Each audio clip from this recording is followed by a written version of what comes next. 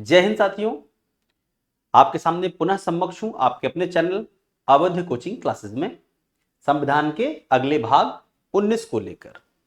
इस भाग में सर्वोच्च न्यायालय से संबंधित प्रश्नों को रखा गया है। चलिए हम देखते हैं न्यायिक व्यवस्था के प्रश्न।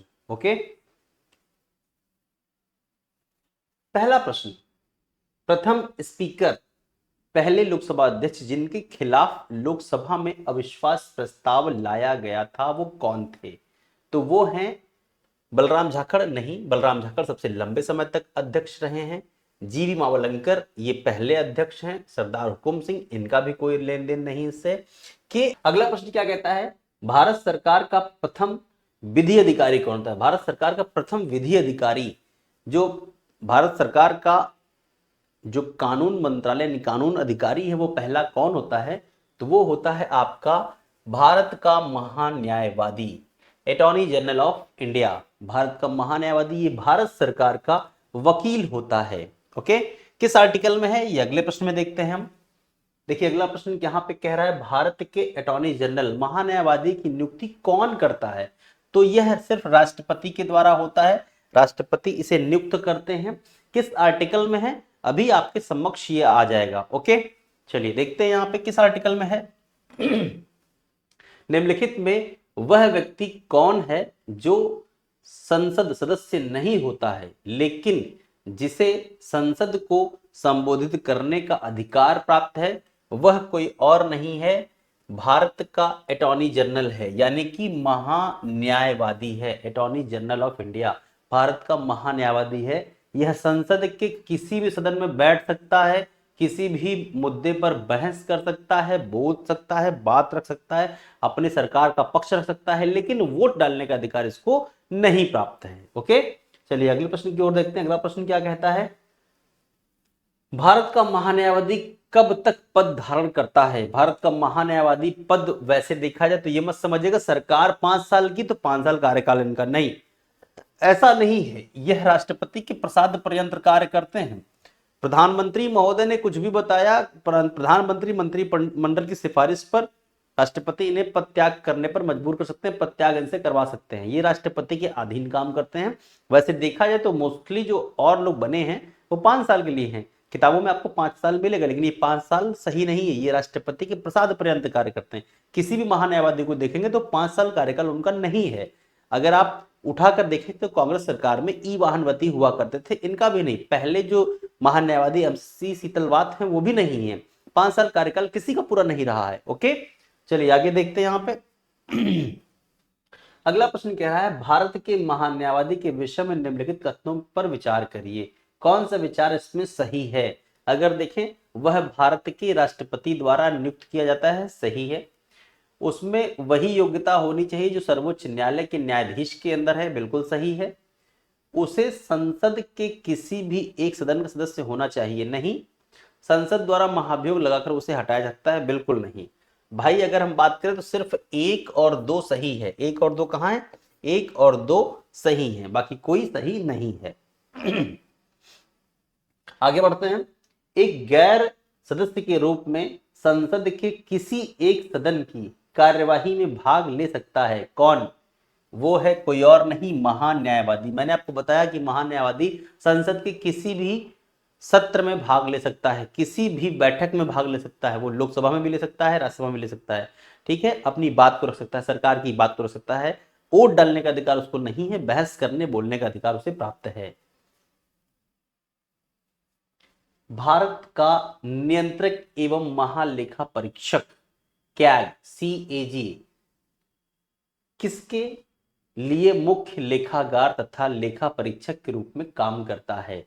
भारत का जो महान्यायवादी महानियंत्रक लेखा परीक्षक है, अगर इसकी बात करें तो यह संघ तथा राज्य सरकार के लिए कार्य करता है। यह संघ सरकार और राज्य सरकार दोनों के राजकोषों की जांच करता है। ये अगर आपको ध्यान हो तो यह भारत सरकार के खर्चों की जांच करता है।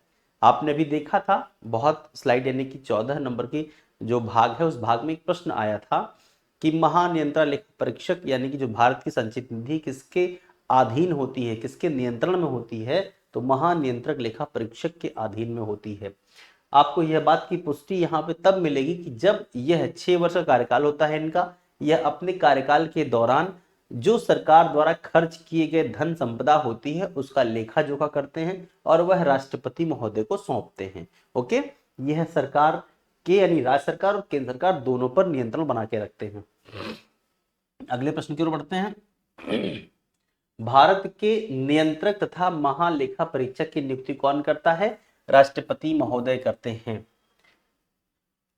आगे अगला प्रश्न क्या कहता है? अगला प्रश्न कह रहा है भारत के नियंत्रण एवं महालेखा परीक्षक की नियुक्ति किस अनुच्छेद में है? तो अनुच्छेद देखिए यहाँ पे जो 148 है ये है सही उत्तर महानियंत्रक लेखा परीक्षक, लेकिन अनुच्छेद 76 जो है ये है महान्यायवादी की, महान्यायवादी।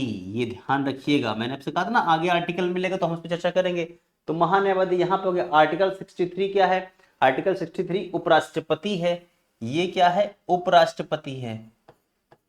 उपराष्ट्रपति का ये पद यहां पर है।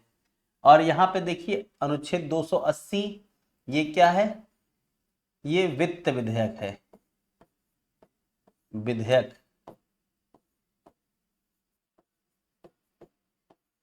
विधेयक ठीक है, वित्त विधेयक। तो हमारा उत्तर क्या रहा? 148 आर्टिकल 148। आगे बढ़ते हैं अगले प्रश्न की ओर। नियंत्रक एवं महालेखा परीक्षक की नियुक्ति के द्वारा की जाती है। नियुक्ति किसके द्वारा की जाती है? अपने पद पर उसे हटाया जा सकता है, यानी कि अगर हम बात करें राष्ट्रपति द्वारा उसकी नियुक्ति होती है, लेकिन राष्ट्रपति की यहां पर कहें ऑप्शन में राष्ट्रपति की संतुति पर सर्वोच्च न्यायालय द्वारा नहीं, ये बिल्कुल नहीं होगा। नियुक्ति राष्ट्रपति द्वारा हो रही है, सर्वोच्च न्यायालय द्वारा उसे हटाएंगे? बिल्कुल नहीं। संसद में दोनों सदनों में संबोधित प्रस्ताव से, यही आपका उत्तर सही है। संसद के दोनों सदनों के संबोधन पर उसे हटाया जाएगा। इसे नियुक्त राष्ट्रपति करता है, लेकिन इसे पद से उसे हटाया जाता है कैसे? संसद के दोनों सदनों के संबोधन से हटाया जाएगा। भारत के सर्वोच्च न्यायालय की स्थापना हुई थी। भारत के सर्वोच्च न्यायालय की स्थापना हुई थी। सर्वोच्च न्यायालय के मुख्य न्यायाधीश की नियुक्ति कौन करता है? सर्वोच्च न्यायालय के मुख्य न्यायाधीश की नियुक्ति अगर चीफ जस्टिस ऑफ इंडिया की बात करें तो वो राष्ट्रपति के द्वारा होती है। राष्ट्रपति करते हैं। आर्टिकल 124 में सर्वोच्च न्यायालय है इसके न्यायाधीश की नियुक्ति। ओके, चलिए आगे बढ़ते हैं अगले प्रश्न की ओर। अगला प्रश्न कहता है सर्वोच्च न्यायालय के अन्य न्यायाधीशों की नियुक्ति कौन करता है? तो सर्वोच्च न्यायालय के जो अन्य न्यायाधीश यानी कि 33+1 होते हैं, तो एक का हिसाब यानी कि जो +1 जो सबसे मेन है उनको राष्ट्रपति ने नियुक्त कर दिया। अब उनकी परामर्श पर, उनकी सलाह पर, सर्वोच्च न्यायालय के मुख्य न्यायाधीश के परामर्श पर राष्ट्रपति अन्य का करते हैं। यानी कि बात करें तो 33+1 होने चाहिए, तो इनको किसने नियुक्त कर दिया? इनको राष्ट्रपति ने नियुक्त कर दिया। ठीक है, राष्ट्रपति ने नियुक्त कर दिया। अब जो इनका चयन है इनको राष्ट्रपति और कौन मिलकर करेगा? राष्ट्रपति प्लस सर्वोच्च न्यायालय सुप्रीम कोर्ट के मुख्य न्यायाधीश करते हैं।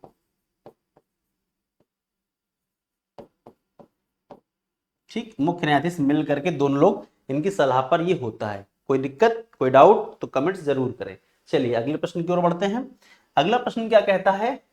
भारत के सर्वोच्च न्यायालय का एक न्यायाधीश कितनी उम्र तक अपने पद पर बना रहेगा?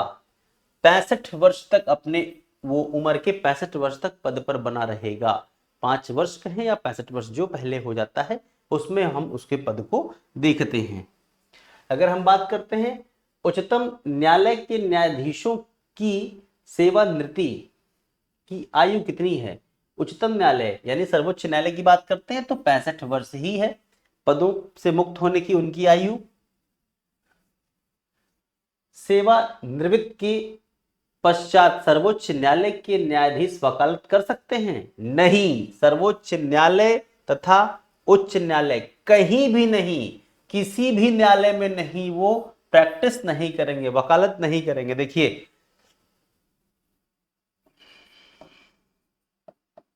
पंचायत ऐसे नहीं इसको करेंगे, समझिएगा पहले। सबसे पहले अगर हम बात करते हैं तो सुप्रीम कोर्ट है, फिर हाई कोर्ट है, फिर डिस्ट्रिक्ट कोर्ट है, फिर पंचायत है। अब यहां से रिटायर होने के बाद यहां पे कोई अधिकारी सबसे टॉप पर बैठा हुआ है। अगर हम इसे पिरामिड के आकार में देखें, इसको अगर हम पिरामिड बना दें, पिरामिड शेप में बना दें अगर इसको, तो ये आपका सर्वोच्च न्यायालय टॉप पर है, हाई कोर्ट है, फिर ये है आपका सबसे टॉप पर कौन बैठा है, सुप्रीम कोर्ट, सर्वोच्च न्यायालय। अब क्या सुप्रीम कोर्ट का जो सबसे बड़ा पद ग्रहण करने के बाद क्या किसी छोटे पद पर आप जाना संभव पसंद करेंगे आप? क्या आपको वो मान सम्मान गरिमा मिलेगी आपको? नहीं। इसलिए भारत के सर्वोच्च न्यायालय के मुख्य न्यायाधीशों को यह विशेष निर्देश है कि जब वो पदमुक्त हो जाते हैं तो उन्हें किसी भी न्यायालय में जो है बहस करने का अधिकार, लड़ने का अधिकार नहीं है। हाँ, एक खास बात है, ये किसी विश्वविद्यालय में पढ़ा सकते हैं, लॉ कॉलेज में पढ़ा सकते हैं। जैसे कि अगर देखें आप तो डी वाई चंद्रचूड़ जी अभी रिटायर होने के बाद दिल्ली यानी कि बात करें तो दिल्ली जो लॉ यूनिवर्सिटी है उसमें वो एज अ मुख्य जो अध्यापक के रूप में नियुक्त किए गए हैं। ओके, चलिए आगे बढ़ते अगले प्रश्न की ओर। अगला प्रश्न कह रहा है भारत में न्यायपालिका है, कैसी न्यायपालिका भारत में है? तो भारत में अगर बात करते हैं तो भारत में स्वतंत्र न्यायपालिका है, ये किसी के अधीन नहीं है, ये स्वतंत्र न्यायपालिका है। आगे देखते हैं अगला प्रश्न। अगला प्रश्न कह रहा है उच्चतम न्यायालय के न्यायिक पुनरीक्षण कार्य का क्या अर्थ है? भाई इसका अर्थ क्या है कि न्यायिक पुनरीक्षण किया जा रहा है? तो न्यायिक पुनरीक्षण अगर किया जाता है तो इसका मतलब ये होता है कानूनी जो संवैधिक वैधता है उसका पुनरीक्षण करना, हमारे देश की जो कानून व्यवस्था है उसका फिर से अवलोकन करना। यही सर्वोच्च न्यायालय के पुनर्अवलोकन का उद्देश्य है कि हमारे देश की जो कानून व्यवस्था है वो कैसी है कैसी नहीं, उसको हम कंटिन्यू बना के रखें। आगे देखते हैं अगला प्रश्न। न्यायिक पुनर्लोकन की व्यवस्था, न्यायिक पुनर्लोकन की व्यवस्था कहां से ली गई है? यह केवल भारत में है, केवल यूएसए में है? भारत और यूएसए में है?